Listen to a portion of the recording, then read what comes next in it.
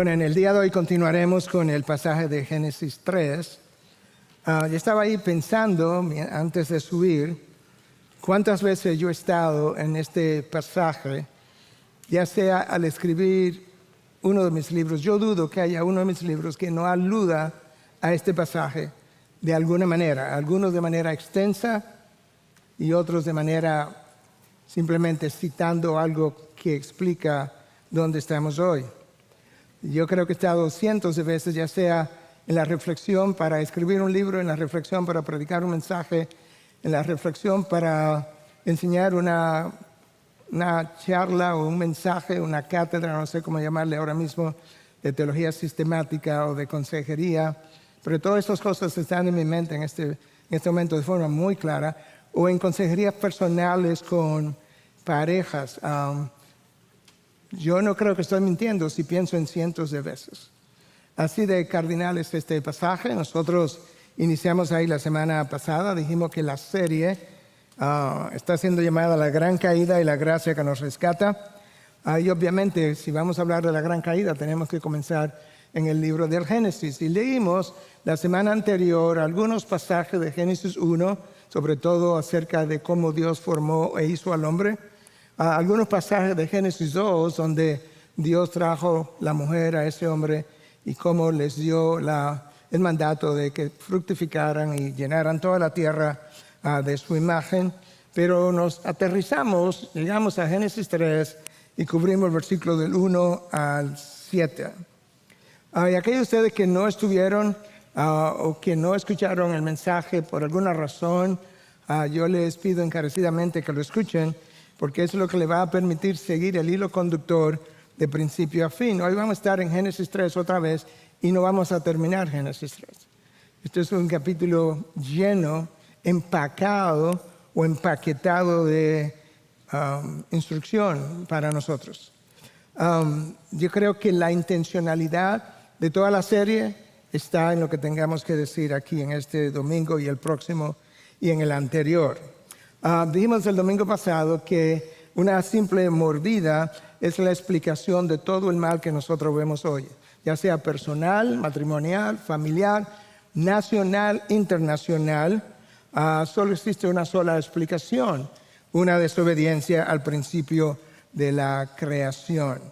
Y dijimos también que nosotros no tenemos una buena idea de lo que el pecado es, pero mucho menos de la magnitud, la profundidad y de lo prolongado e impredecibles que pueden ser las consecuencias del pecado.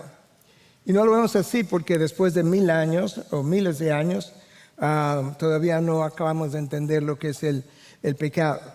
Y dijimos que el pecado, entre otras cosas, esta definición no es exhaustiva, pero nos da una idea. Dijimos que es incredulidad hacia lo que Dios ha revelado, que es desconfianza hacia su carácter, es menospreciar, quizás a veces pisotear la santidad de Dios. Y es una declaración de independencia, de autonomía de parte de la criatura hacia el Creador. Al final, todo eso se puede resumir, en una sola palabra. Es rebelión e insubordinación contra el Dios del cielo y la tierra. Entonces, en el mensaje anterior cubrimos Génesis 3, del 1 al 7, y al final, en ese versículo 7, este fue lo que leímos. Entonces fueron abiertos los ojos de ambos, ya mordieron ambos, y conocieron que estaban desnudos, y cosieron hojas de higuera, y se hicieron delantales. Anteriormente, su desnudez no había sido motivo de vergüenza, ni delante de Dios, ni delante de ellos. Pero ahora, todavía Dios no ha hablado con ellos y ya ellos están avergonzados.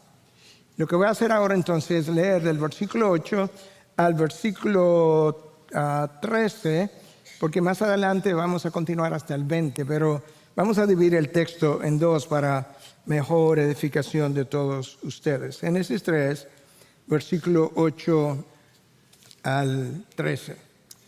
Y oyeron al Señor Dios que se paseaba en el huerto al fresco del día. Entonces el hombre y su mujer se escondieron de la presencia del Señor Dios entre los árboles del huerto. Pero el Señor Dios llamó al hombre y le dijo: ¿dónde estás?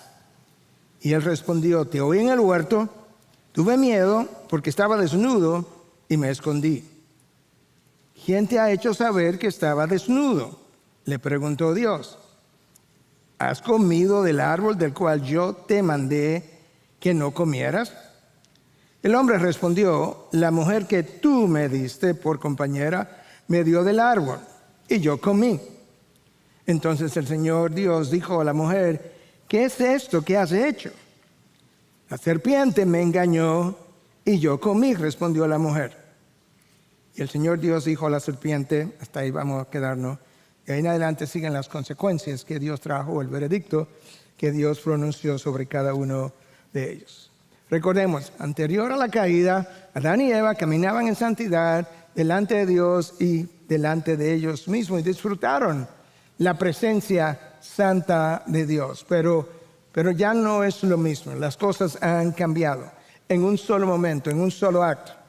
De manera que tan pronto Adán sintió la presencia, no sabemos si Dios quiso que él sintiera pasos o de alguna otra manera, pero que ellos sintieran la presencia de Dios caminando entre ellos o en el huerto.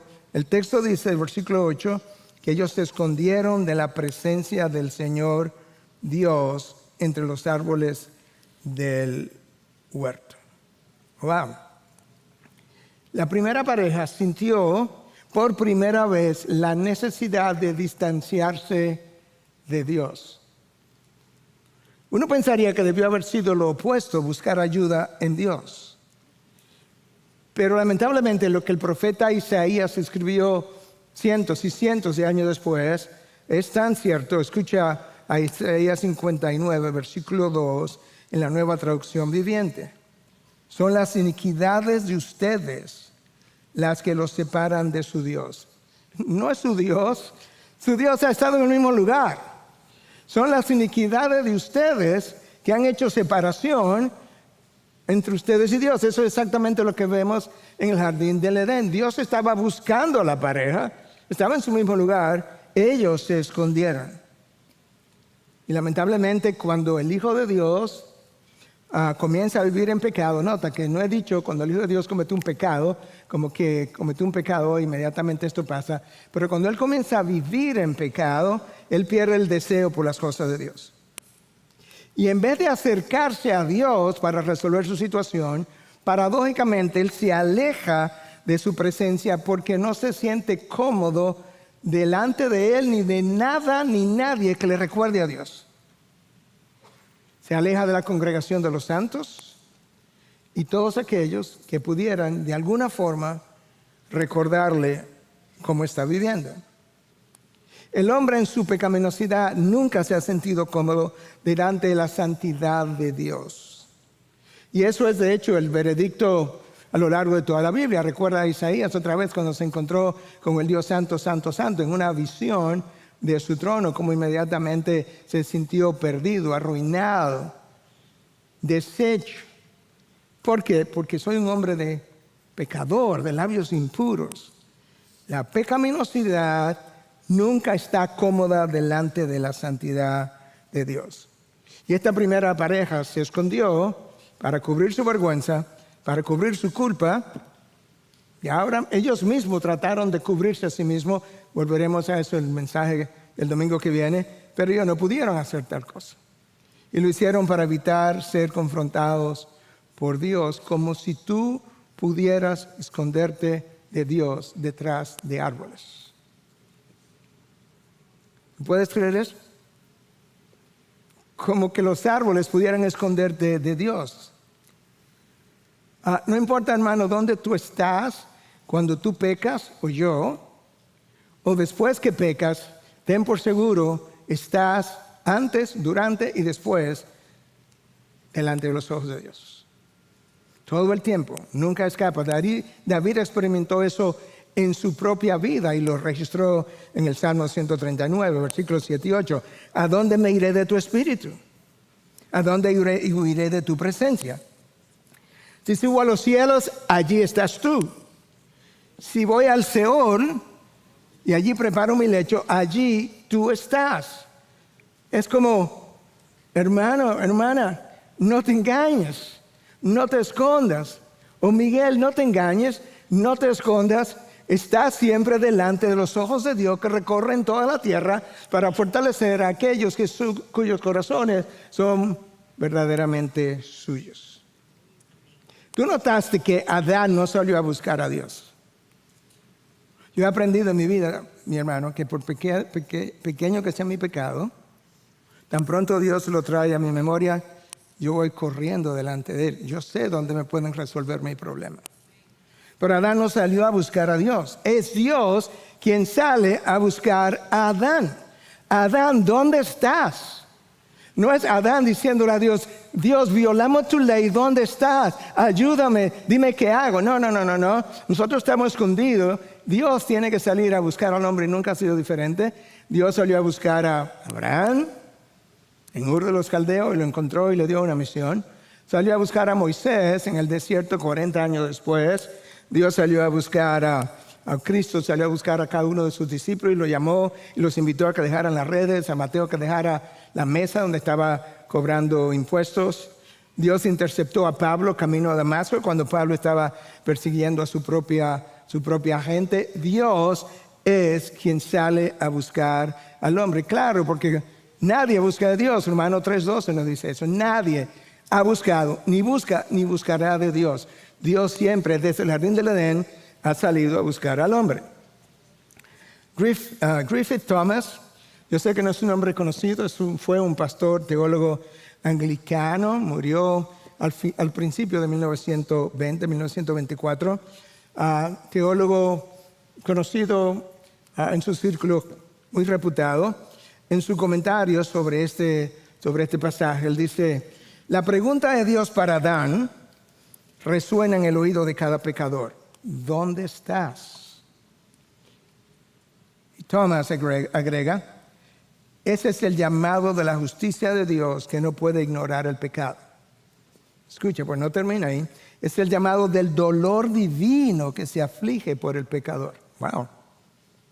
Es el llamado del amor divino que ofrece redención del pecado.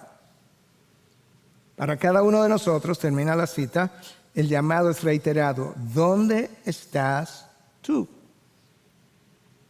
¿Dónde estamos? ¿Tratando de esconder nuestro pecado? ¿O estamos buscando a Dios para que me ayude a resolver mi pecado? Adán, ¿dónde estás? Es la primera pregunta. Adán respondió. Tú notaste que Dios tampoco dice, Adán y Eva, ¿dónde están? No, yo quiero hablar con la cabeza federal de la raza humana, a quien yo le di instrucciones de no comer del árbol antes de que Eva estuviera presente. Adán, ¿dónde estás? Él responde, te oí en el huerto, tuve miedo porque estaba desnudo y me escondí. La primera experiencia de miedo y de aislamiento.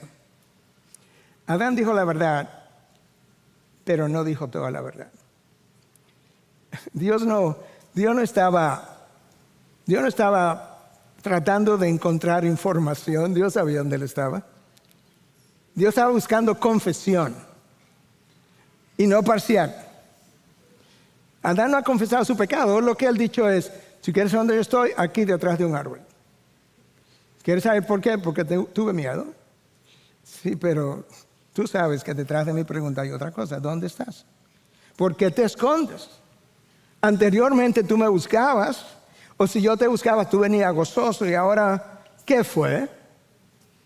Bueno, Adán y Eva cometieron el primer pecado, hicieron el primer intento de huir de Dios y conocieron lo que el temor era por primera vez.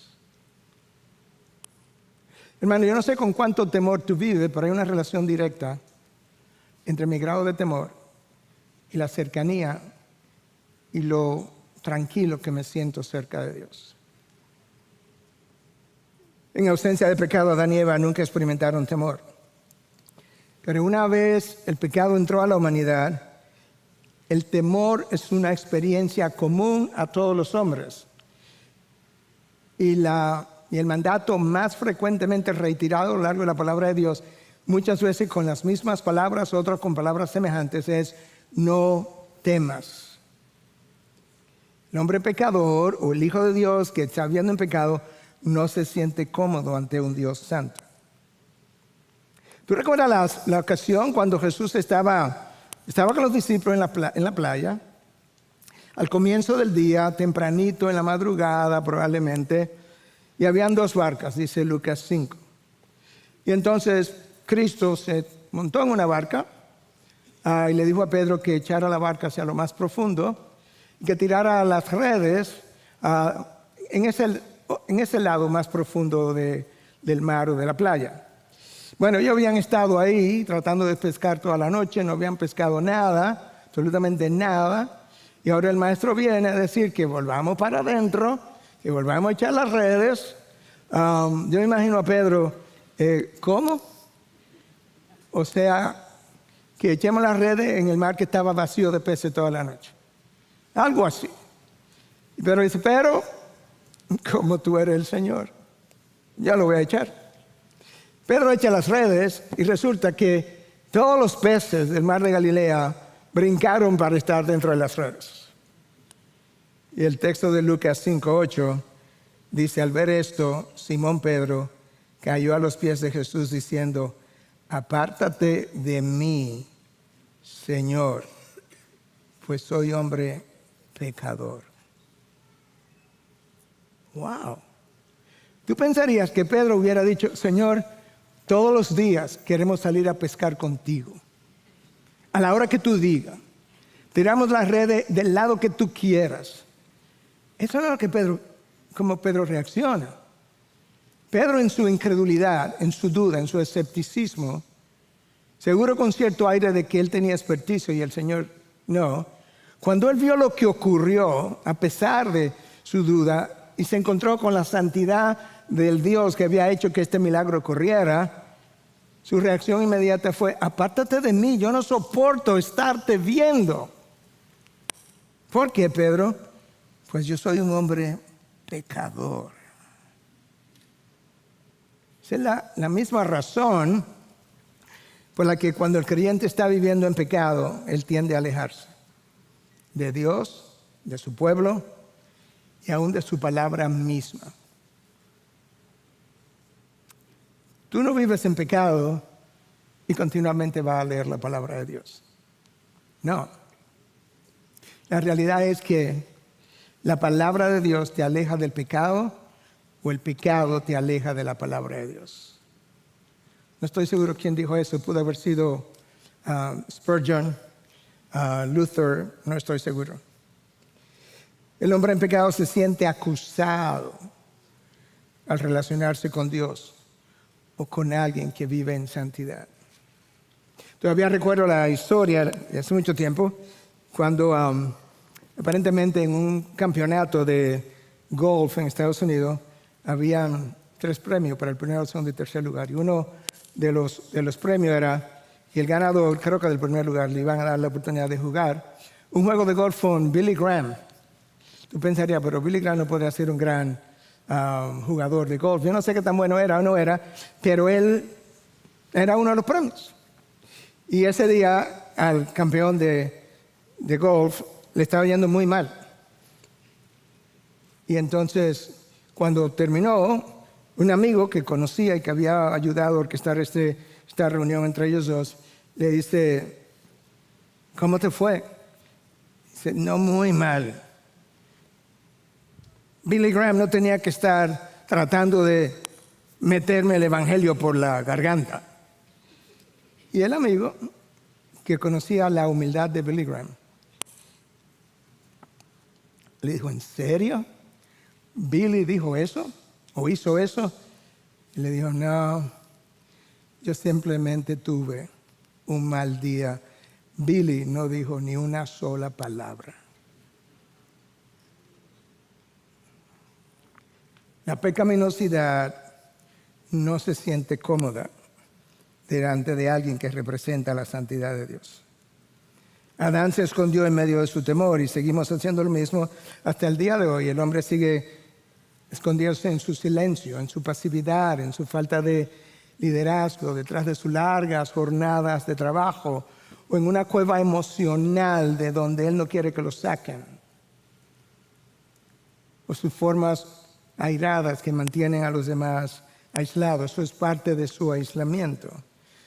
Pero el origen de eso está en el escondite detrás de los árboles y la pasividad de Adán y el silencio de Adán. Bueno, Adán respondió a la primera pregunta, pero Dios quiere llevar a Adán donde él tiene que llegar, porque él ha comenzado a admitir una cosa que él hizo, pero Dios no quiere información, Él la tiene, Él quiere confesión. ¿Quién te ha hecho saber que estaba desnudo? Segunda pregunta. Ahora vamos caminando hacia allá. Dios conoce la respuesta a cada pregunta.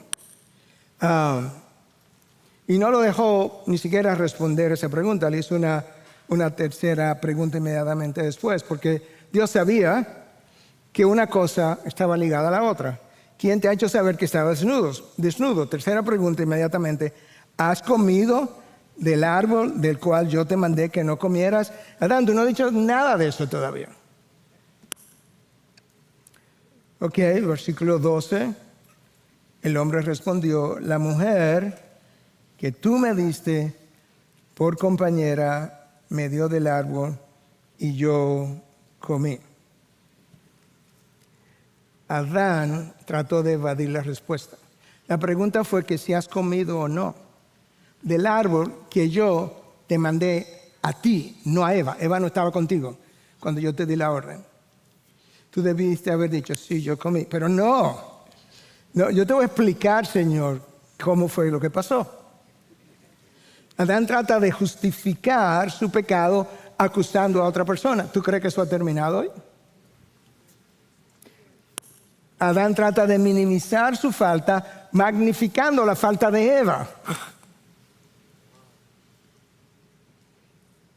Sí, yo comí, pero entiende que antes de yo morder había una mujer, y antes de esa mujer había un Dios que fue el dador de ella. Con ustedes dos también hay que hablar. Y Adán trata de quedar libre de su culpa, cargando la culpabilidad entera sobre la mujer que hasta ese momento había sido la niña de sus ojos, a quien había amado incondicionalmente. Pero la única manera de amar incondicionalmente es sin pecado en tu vida, y ellos perdieron eso. Solamente Dios ama de esa manera.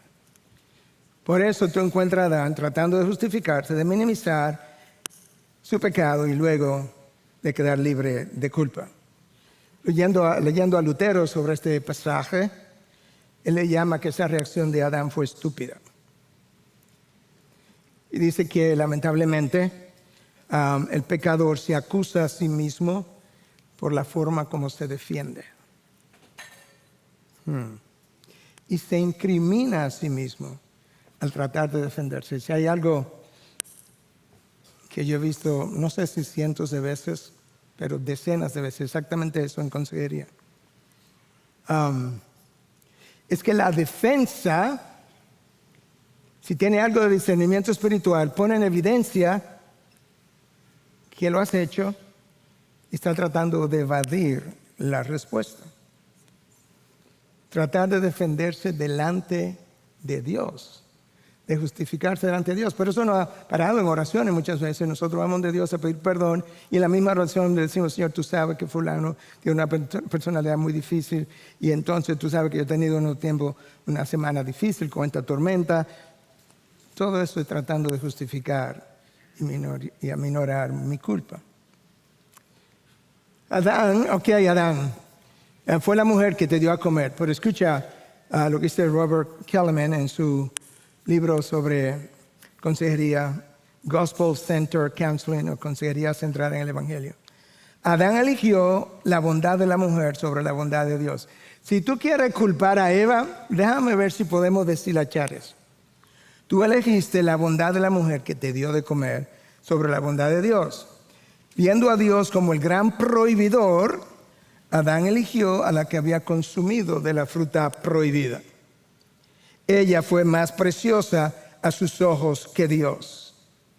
valoró más la sabiduría de la mujer que la de Dios. Adán valoró más su propia voluntad que la de Dios. Fin de la cita. Adán, tú has quedado peor parado al tratar de culpar a Eva, porque mira todas las implicaciones de lo que me has dicho. Entonces, ya hablé con Adán, él dice que Eva fue el que comenzó todo. Versículo 13, cuarta pregunta ahora de Dios de parte hacia las tres primeras hacia Adán, esta hacia Eva. Entonces el Señor dijo a la mujer, ¿qué es esto que has hecho? Ella tiene el mismo pecado de Adán y reaccionó de la misma forma. Déjame autojustificarme y ver si culpo a otro. La serpiente me engañó y yo comí, respondió la mujer. A Eva solamente le faltó decir, la serpiente que tú creaste me engañó y yo comí. Hizo lo mismo, tratando de encontrar un culpable. Para Adán la culpable fue Eva y luego Dios. Para Eva la culpable fue la serpiente. Ambos apelaron a circunstancias atenuantes en este juicio. Conocen la expresión, ¿verdad? Circunstancias atenuantes en un juicio. Excelentes abogados, pero se olvidaron de quién era el juez. Porque en la corte celestial las circunstancias atenuantes no funcionan. Ya ambos por lo menos se confesaron culpables. Versículo 12, Adán dice, yo comí. Versículo 13, Eva dice, yo comí. ¿Sabes qué? Muy bien.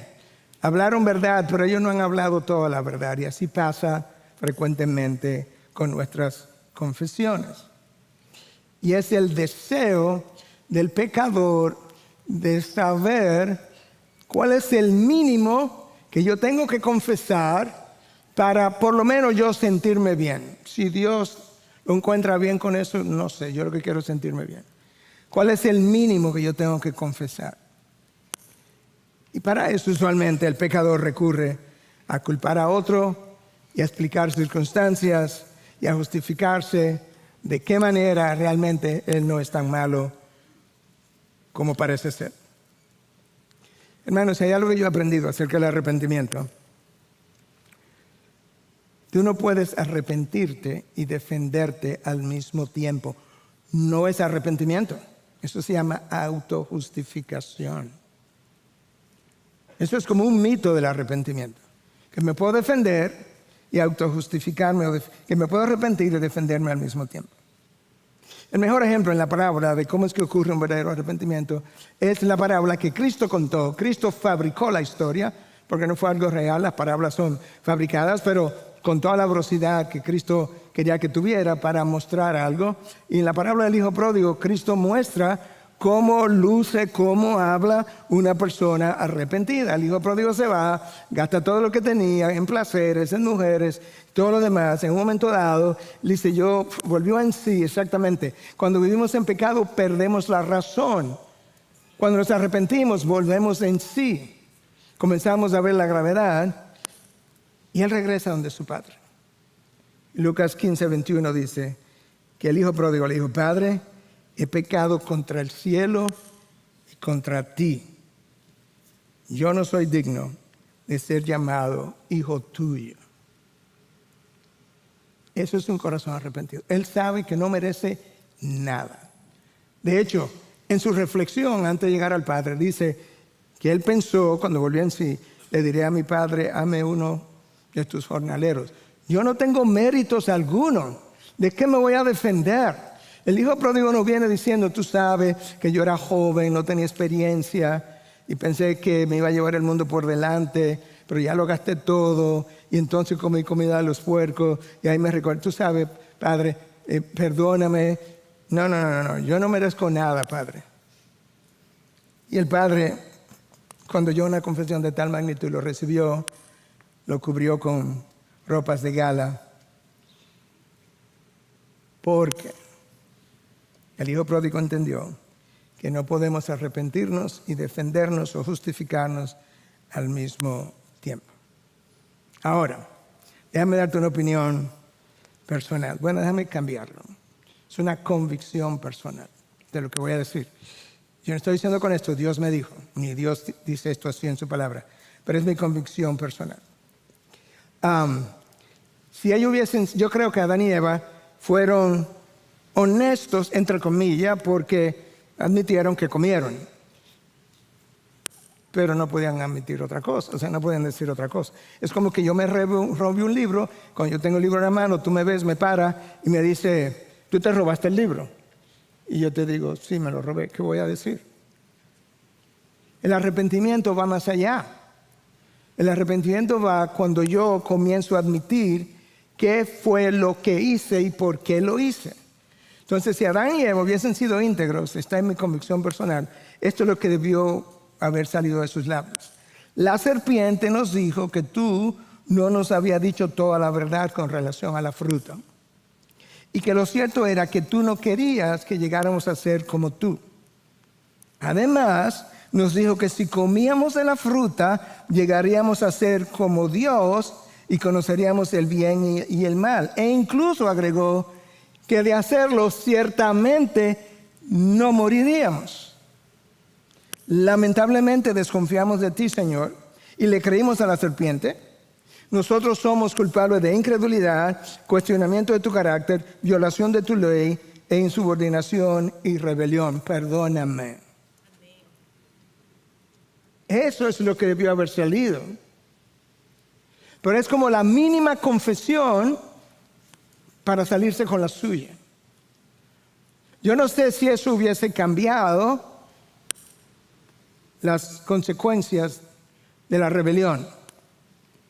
Quizás no creo que hubiese cambiado las consecuencias de la rebelión, porque ya el pecado estaba cometido y la promesa había sido hecha, el día que comas morirás, pero yo creo que quizás el trato hubiese podido ser diferente. No lo sé, esa otra parte no sé, no quiero ni siquiera hurgar ahí.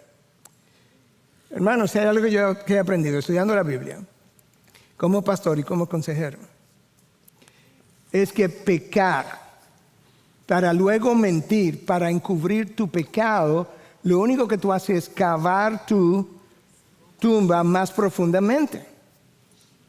¿Con quién te vas a ir al fondo de la tumba? Con Satanás, el padre de mentiras. No, yo prefiero hablar verdad, pase lo que pase, pero con el paracaídas de Cristo. Mentir para encubrir mi pecado no solamente prueba mi falta de arrepentimiento, agrava mi pecado delante de Dios. Y de hecho, cuando mentimos para encubrir mi pecado, estoy revelando que me importa más la opinión de los hombres que la opinión de Dios. Dios ya lo sabe que mentí, que pequé, y ahora que estoy mintiendo, sí, pero lo que me interesa son ellos, quedar bien con ellos. Ahora que la pareja había confesado su crimen, yo comí, aunque no creo que hubo arrepentimiento hasta ese punto. No digo que no lo hubo internamente y que Dios no lo supo, eso es otra cosa. Ahora viene el veredicto. El veredicto sobre la serpiente, la sentencia. Y el Señor dijo a la serpiente, por cuanto has hecho esto, maldita serás más que todos los animales y más que todas las bestias del campo. Sobre tu vientre andarás y polvo comerás todos los días de tu vida.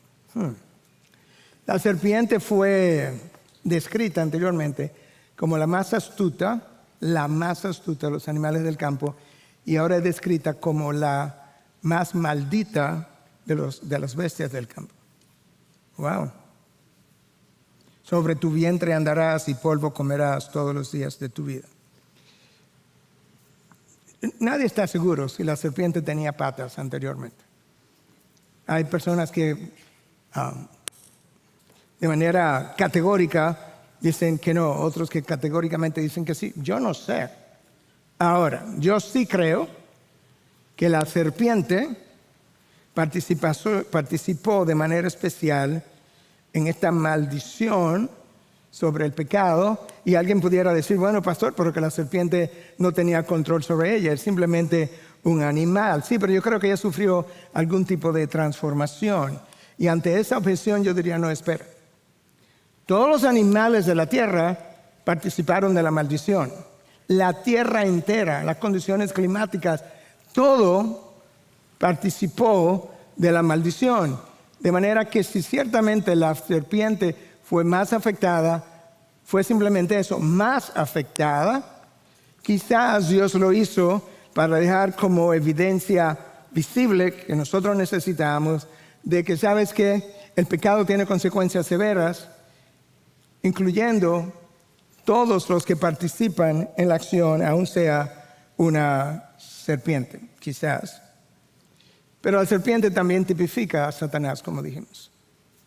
Y nosotros sabemos que esto trajo todavía un juicio mayor sobre Satanás. De hecho, Judas 1:6 nos dice que a los ángeles que no conservaron su señorío original, sino que abandonaron su morada legítima, los ha guardado en prisiones eternas bajo tinieblas para el juicio del gran día. Hay ángeles caídos que no tienen la libertad de moverse, como demonios rondan por ahí en el día de hoy. No, están en prisiones oscuras porque abandonaron su morada legítima. No sabemos si Judas está relacionando eso directamente con lo que ocurrió en esta ocasión o si más adelante con algo que se relata en Génesis 6. Pero ahí estamos.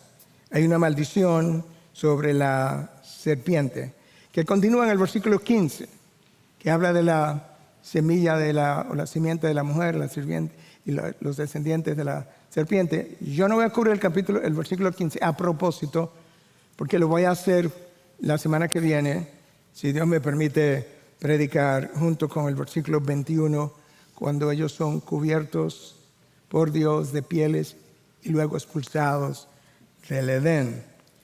Pero ahora pasamos a la sentencia sobre la mujer. Versículo 16. A la mujer dijo, en gran manera multiplicaré tu dolor en el parto. Eso no era parte de la creación. Con dolor darás a luz los hijos. Eso es nuevo. Con todo, esta es una segunda implicación. Tu deseo será para tu marido y él tendrá dominio sobre ti. Ok, la sentencia sobre la mujer tiene dos aristas. Número 1, Eva, yo te hice para ser el vaso a través del cual tú traerías hijos e hijas al mundo que se reproducirían y llenarían la tierra de mi imagen, de mi gloria. Eso, Eva, en un principio debió haber sido tu mayor deleite, verte como madre de todos los seres vivientes, como eventualmente Adán termina llamándola. ¡Wow! Lamentablemente, las cosas han cambiado, Eva. Y ahora, el parto, el embarazo, va a ser de otra manera. Tú vas a experimentar durante el embarazo, yo ahora le explico lo que es, hiperemesis gravídica, o quizá ustedes no necesitan explicación. Vómito durante el embarazo. No creo que eso era parte del diseño original, pero tu labor de parto también será con dolor. Tanto dolor que muchas necesitarán anestesia. Tu deleite convertido en dolor. Yo creo que a esta primera pareja, Dios pudo haberle dicho, y a Eva en relación a su embarazo y partos, mira de dónde has caído, Eva. Comparte el deleite que Eva pudo haber sentido. Y cómo las cosas desde entonces han ido empeorando. Piensa en esa frase, ¿desde dónde has caído? Vamos a pensar en la mujer, ahorita vamos con el hombre. ¿Desde dónde has caído? Bueno, de ser la madre de todos los vivientes y ser un deleite para ti hacer tal cosa, a mujeres hoy que pelean en tribunales por tener el derecho de quitarle la vida a su propio bebé en útero. Y hombres que están dispuestos a financiar tal aborto después que ellos mismos embarazaron a dichas mujeres y en algunos casos la han financiado en contra de la voluntad de la mujer. ¿Desde dónde han caído? Padres y madres hoy en día que han abandonado a sus hijos. Un caso en Francia hace meses atrás, quizá el año pasado, donde la pareja fue a la corte porque ni el padre ni la madre se querían quedar con los hijos y no se sabía qué iba a pasar entonces. ¿De dónde han caído? Ustedes hacen cosas que los animales no hacen. Las madres cuidan de sus crías a veces a expensas de ellas mismas. Antes de ayer veía un video de una perrita en sus huesos, ya casi como por morir, caquéctica llamaríamos nosotros, con 6 perritos pegados, amamantando de ella y ella tranquila, porque aún en su muerte quería cuidar de sus crías. Y alguien la rescató. ¿Desde dónde han caído Adán y Eva? Además, Eva, ¿sabes algo? Cuando el serpiente habló contigo, es verdad que Adán permaneció en silencio y fue pasivo, pero no es menos cierto que tú recibiste la instrucción de Adán, quien la recibió de parte mía, y tú no te volteaste a Adán a preguntarle, ¿qué tú crees? De manera que con todo esto, tu deseo, y ahora lo explico, será para tu marido, y él tendrá dominio sobre ti. La palabra ahí, deseo, no es el deseo sexual, que sería para su marido. No, esa palabra aparece una sola vez más en toda la Biblia. Esa palabra es teshuvah. Aparece en Génesis 4:7, donde se le dice a Caín que el pecado tratará de dominarlo y que él iba a tener que luchar para dominar ese pecado, que quería tener dominio sobre él. De manera que la gran mayoría de los teólogos están de acuerdo en lo que Génesis 3 nos está diciendo, que Génesis 4:7 nos trae luz sobre un pasaje menos claro, que es este de Génesis 3 que estamos viendo 16. Y es que de ahora en adelante, Eva, tú tratarás de luchar por el dominio y el control de tu esposo y el liderazgo de tu esposo. Pero como consecuencia de la caída, en vez de tu esposo ofrecerte un liderazgo de servicio y amoroso, él terminará enseñoreándose sobre ti, o como la Nueva Biblia de las Américas dice, él tendrá dominio sobre ti. Tú vas a tratar de dominarlo, de manipularlo, de hacerlo. Él podría ser la cabeza, pero tú vas a luchar por ser el cuello, de manera que lo pueda mover, tomar el control. Lamentablemente, el hombre siguió repitiendo el silencio de Adán, la pasividad de Adán, y cediendo ante los deseos pecaminosos muchas veces de su pareja, porque él no ha sabido mantener la línea que Dios le mandó a mantener. Y esa lucha continúa hasta el día de hoy.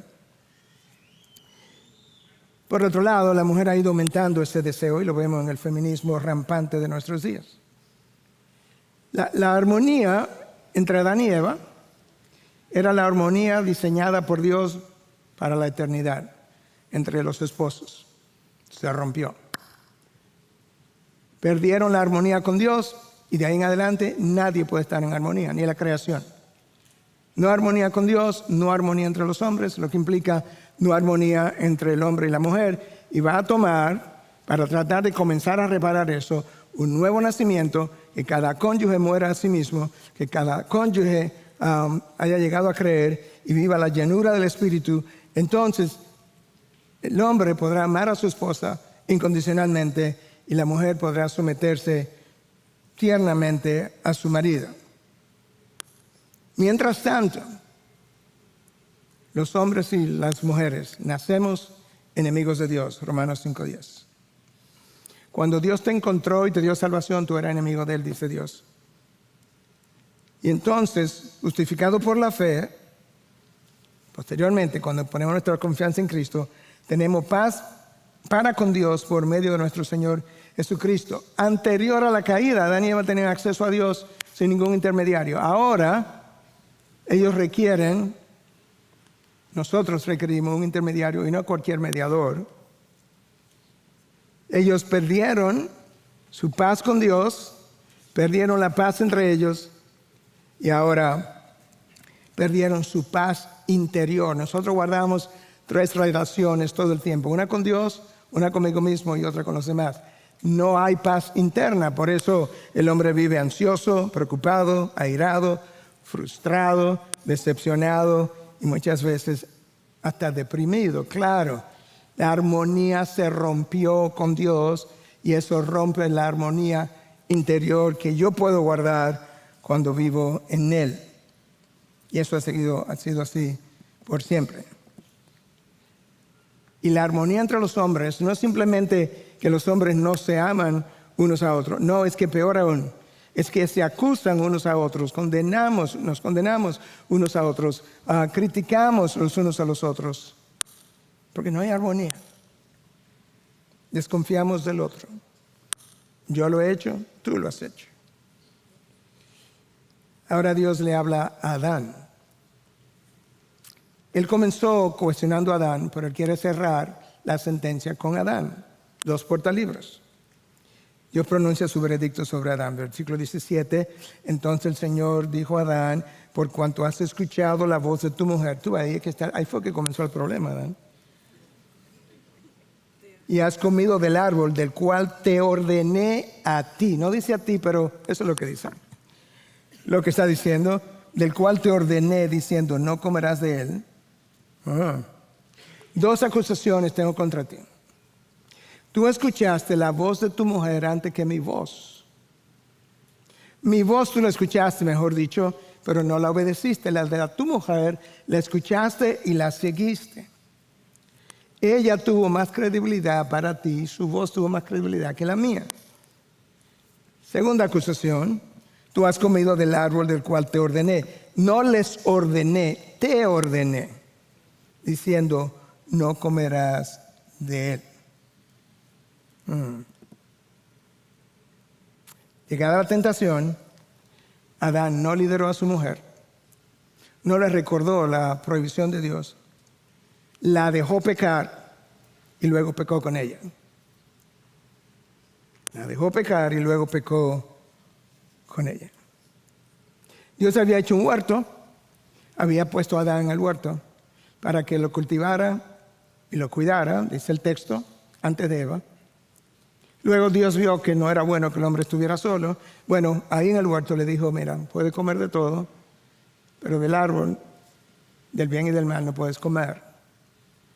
Y luego Dios hizo caer a Adán en un sueño, de la costilla formó a la mujer. De manera que la prohibición se hizo en ausencia de Eva. Y por eso dice la palabra que me fui adelante, maldita será la tierra por tu causa, con trabajo comerás de ella todos los días de tu vida. Wow. Espinos y cardos te producirá y comerás de las plantas del campo. Con el sudor de tu rostro comerás el pan hasta que vuelvas a la tierra, porque de ella fuiste tomado, pues polvo eres y al polvo volverás. La sentencia más larga cayó sobre Adán. Anterior a la caída, Dios ahora está maldiciendo la tierra. Anterior a la caída, hermanos, no había sequías, inundaciones, huracanes, calentamiento global, no epidemias, no pandemias. Pero una mordida lo cambió todo. Nosotros ni sabemos lo que es el pecado, ni sabemos de la magnitud, la profundidad, la longitud, por así decirlo, la prolongación de las consecuencias del pecado. Maldita será la tierra. ¿Qué va a pasar? Bueno, la tierra era fecunda y te produciría frutos, Adán, de manera natural. Las estaciones del año funcionarían armónicamente, de manera que tú ibas a cultivar la tierra, pero no iba a ser con trabajo. La tierra iba a cooperar contigo. Pero ahora comiste. Yo no sé si tú prestaste atención a lo reiterativo que es el verbo comer en Génesis 3. De hecho, desde el 2, escucha. En 2:17 Dios le dice a Adán, no comerás del árbol del bien y del mal, porque el día que de él comas, 1, 2, del día que de él comas, morirás. Génesis 3:12, yo comí, dijo Adán. Génesis 3:13, yo comí, dijo Eva, 4 veces. Génesis 3:17, ahora comerás de la tierra con trabajo, 5 veces. Génesis 3:18, la tierra te producirá espinas y cardos y comerás de las plantas del campo 6 veces. Génesis 3:19, con el sudor de tu rostro comerás el pan. 7 veces el verbo comer es repetido. La razón por la que yo menciono eso, no sé si Dios así lo une, pero me vino a mi mente, es que para salir del desastre en que Adán y Eva nos metieron, tendremos que volver a comer. El que come mi carne y bebe mi sangre tiene vida eterna, y yo lo resucitaré en el día final. La cena del Señor es un recordatorio de que tenemos que comer, pero del árbol correcto, del árbol de la vida que es Jesús. El hombre ahora, versículo 20, le pone nombre a su mujer y le llama Eva. Dice el texto que fue porque ella era la madre de todos los seres vivientes, o sería. En Génesis 2:23, Adán llamó a su compañera mujer. Ahora le llama Eva. Bueno, le llamó mujer, el texto dice, porque él vio que había salido de él.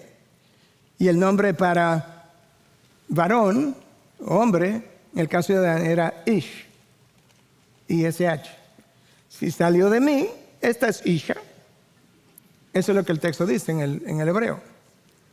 Entonces, ahora en 2:23, la razón por la que Adán no le cambia, pero le agrega otro nombre a su compañera, que es Eva, es porque ella sería la madre de todos los seres vivientes. Claro, ella va a dar a luz hijos e hijas.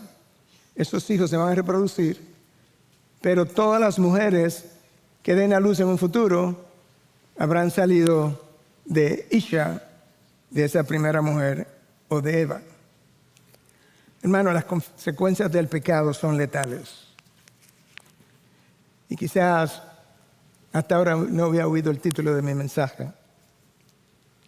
No fue intencional, pero la palabra letales me lo recordó. El título de mi mensaje es Una mordida con consecuencias letales.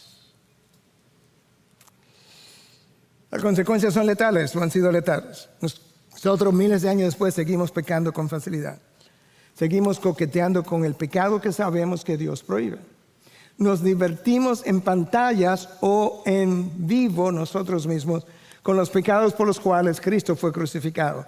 Los pecados que cuelgan del clavo de la mano de Cristo, con eso nos divertimos. Adán y Eva perdieron su vida espiritual inmediatamente. El polvo eres, al polvo volverás.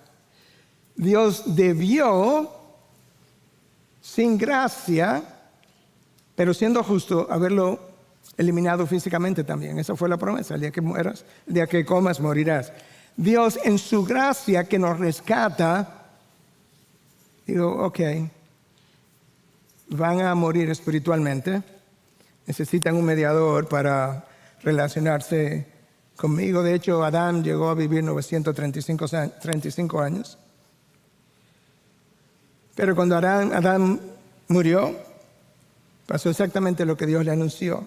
Pues polvo eres y al polvo volverás. Bueno, me debatía si continúa y hacía en los próximos 3-4 minutos esta parte, pero lo voy a hacer. Porque yo creo que esto merece al final una reflexión y quizás una confesión de parte tuya entre tú y Dios.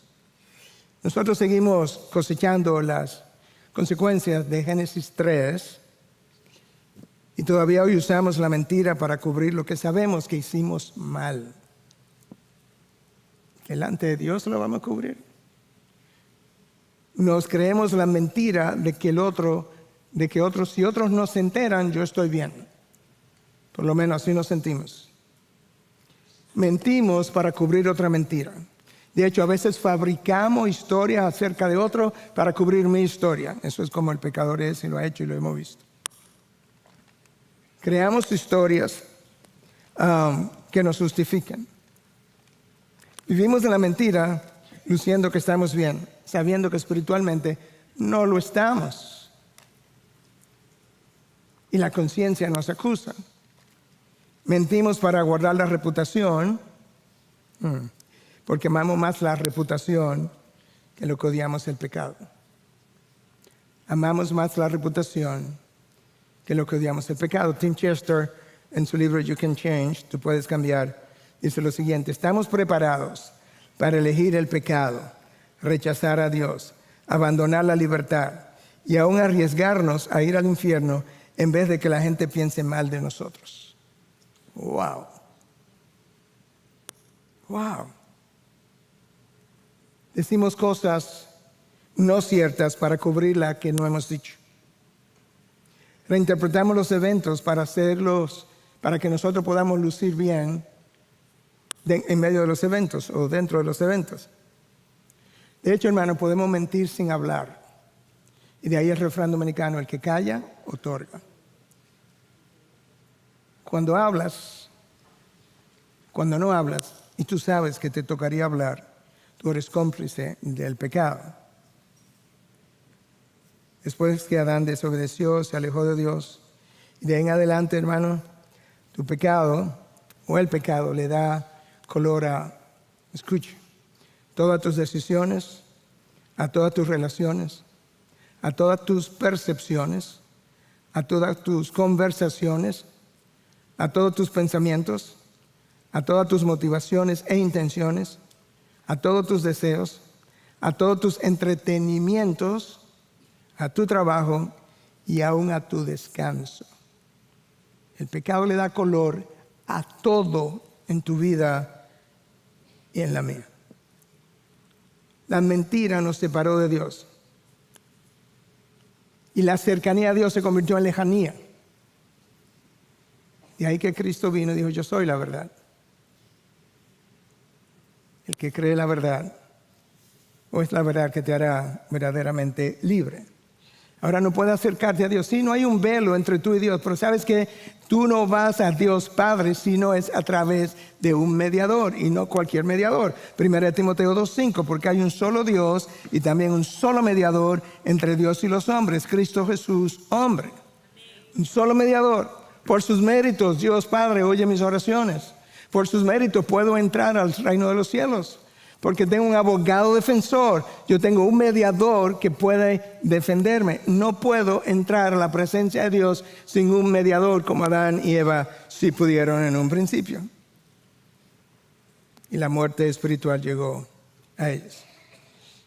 Sí, ya sabemos que fue la muerte espiritual. No, espérate. Oye todo lo que implica. Mientras siga vivo, oye todo lo que implica la muerte espiritual. El entendimiento del hombre quedó entenebrecido. 2 Corintios 4:4.